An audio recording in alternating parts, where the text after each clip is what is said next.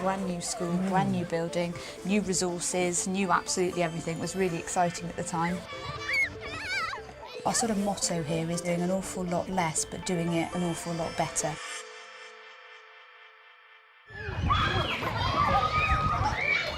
In 2003, the school came out of special measures. The standards in literacy, numeracy and science rose, but they then said that all of our foundation subjects were quite weak.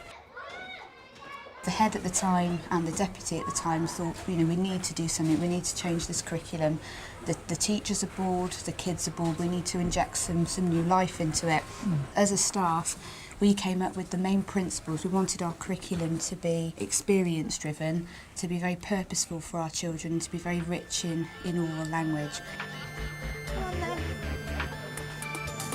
We have a granny living in our classroom.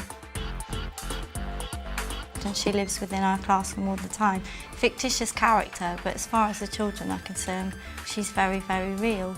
And she sets all of their work, and everything we do is through Granny Smith. So through this character, you as teacher set work? Yeah, I'm Granny Smith basically.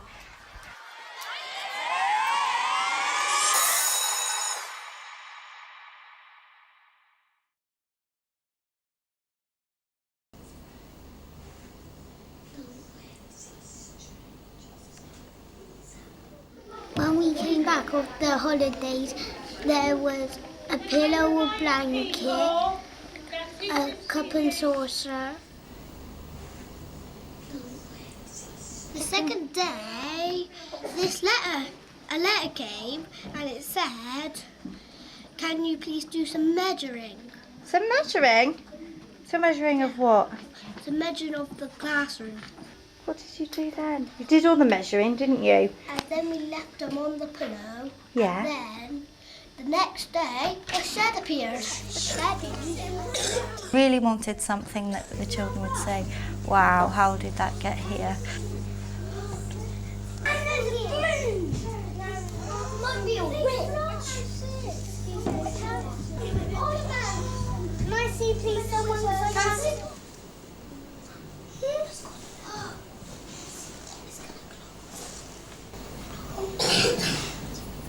And what's inside it, Bradley? Can you think of something that's inside it? A shelf. A shelf, well done. What about you, Robin? Some pictures. Some pictures? Some pictures of what? People. People. Is it a photo or is it a picture? Photo. A photo. And what else is in there to show me? Knitting. Some knitting. So do you think Granny Smith likes knitting? Yeah. I think someone really is living in here because they've got ornaments and everything like that. Why is it always in our classroom? How did they fit the shed in this door? How did they sleep in the classroom? It's enormous! What do you think she looks like? I reckon she's got crinkly skin. Do you think she's got crinkly skin? I think she might have glasses. You think she might have glasses?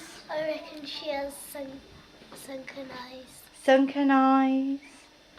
Bet she has blonde eyes. Yeah, and then there was a letter on the door, and it said. Who noticed that when they came in? Did anyone read who the letter was addressed to? What did it say, Georgia? Dear children. Oh, it's not me. Granny Smith had left them a letter addressed to them, explaining who she was, why she had come back to Coney Hill, and that she was living in their classroom, so they weren't too worried about some stranger moving into their classroom. She's quite lazy. She's quite lazy. How do you know she's lazy? Because she gets us to do it. Say again? Because she gets us to do it. To do what? To do our work. She gets us to do her work? Is that why you think she's lazy, Chloe? She wanted a map of the school. She did. She wanted a... Why? Kane, why did she need a map of the school? Could you keep getting lost? She kept getting lost, that was right. So did we help her out? Yeah. We did, didn't we? It's not the old kind of topic that people used to teach. So geography, we're looking at old and new. So an old person is ideal to discuss how Coney Hill used to be and how it is now to enable the children to compare. Granny Smith's washing day. Gosh. She's a large lady, isn't she? A character is evolving in our classroom, but linking into all of the work that they do. Shooting it up there. Yeah, okay.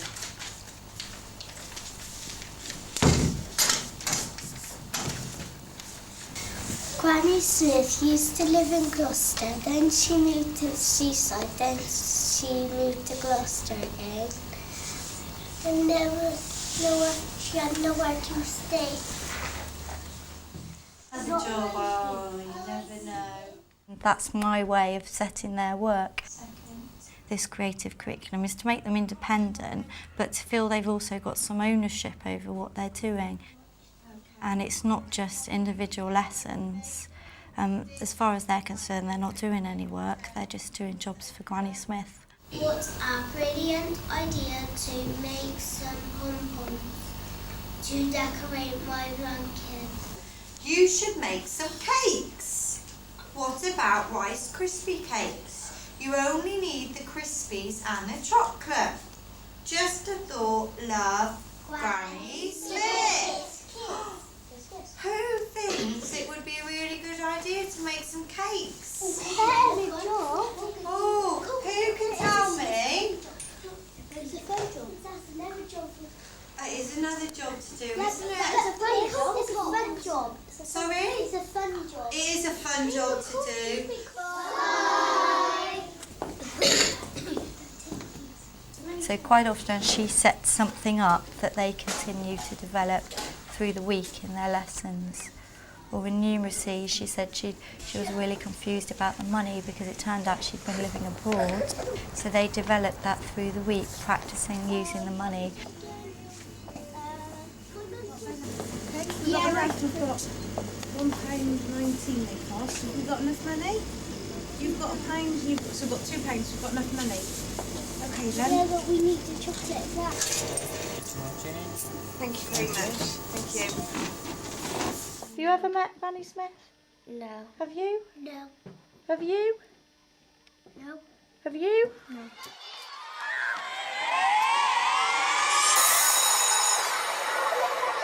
The project itself actually encourages children to take up a fantasy world. What's that like as a parent? You know, how do you deal with that? As a parent, Chloe's came home and told me she's done her work at school and she's had so many jobs to do for Granny Smith that they just haven't had time to do any work at school. So I've said to her, what do you mean you've done no work at school? She said, well, we've had to measure the classroom, we've had to sort everything out for Granny Smith. And that she's really convinced that this person is real and she's really doing things for Granny Smith, and I think it's really good for the children. And does that mean as a parent that you were in on the secret? Totally. So Totally. you'd I have to wouldn't, be, wouldn't yeah, you? I couldn't break that surprise for them. It would be just devastating for them. Must be tempting at times.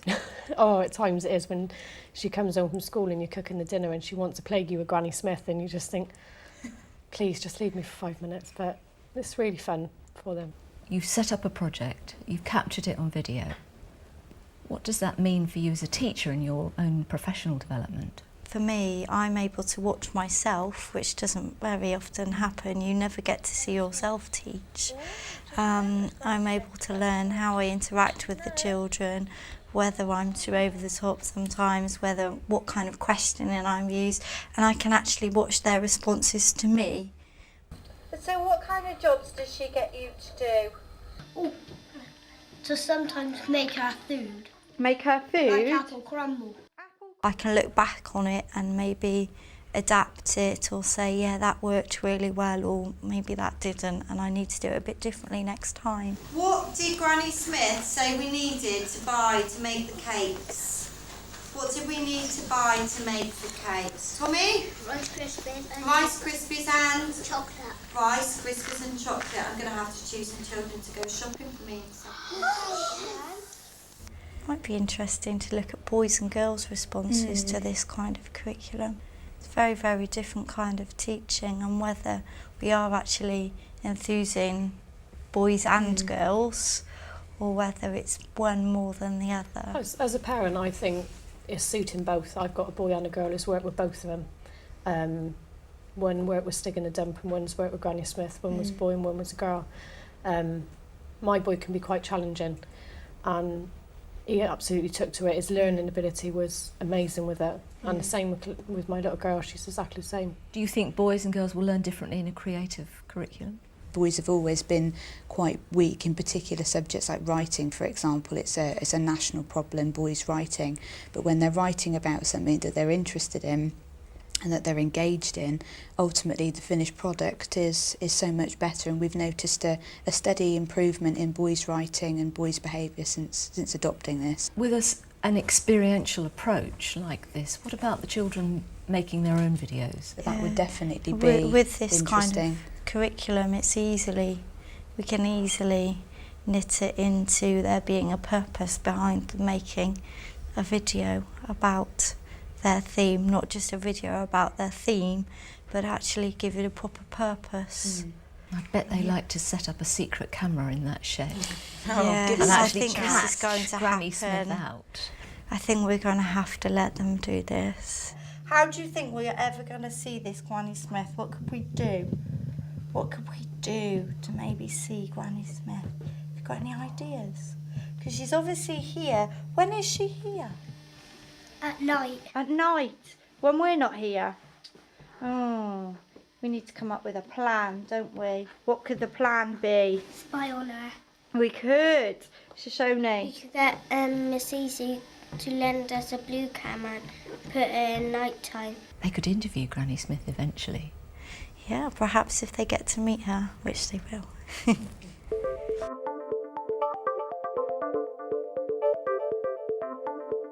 Try and get as close as you can to it. So physically moving close. So pick an object you want to do and then get as close as you can to it, really. Don't be afraid to take your hand out of the grip. Just hold the camera in a way that's comfortable to get at the level of the object. Make sure you hold it when you're recording for a few seconds. Okay. So that when you get into your edit, you've got time to use it in the program. We've got the parents back, we've got their support basically, we've got them behind us, and I think they've really noticed an improvement in their children's behaviour as well. So if we have the parents on side and the governors on side, you're doing something right.